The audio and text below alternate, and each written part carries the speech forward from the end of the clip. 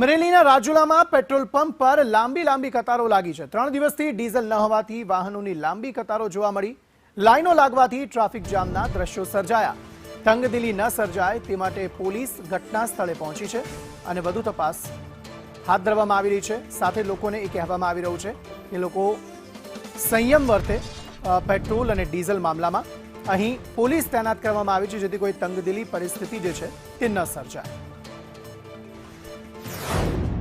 છેલ્લા 3 દિવસથી રાજુલા જાફરાબાદ પંથકમાં ડીઝલ ન હોવાથી વાહનોના પૈડા થંભી ગયા હતા। ત્યારે રાજુલા શહેરમાં એક પેટ્રોલ પંપ ઉપર ડીઝલનો ટાંકો આવતા ઉપરના દ્રશ્યો બતાવીશ।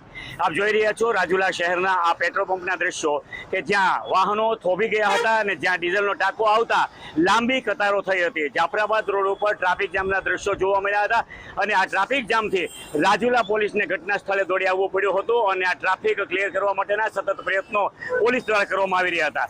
જો કે કોઈ અનિશ્ચિત બનાવ ન બને તે માટે પોલીસ ખૂબ જ તકેદારી રાખી રહી છે અને તમામને જોઈએ તેટલું ડીઝલ મળી રહેશે તેવું તંત્ર દ્વારા જણાવવામાં આવ્યું છે। યોગેશ કાના,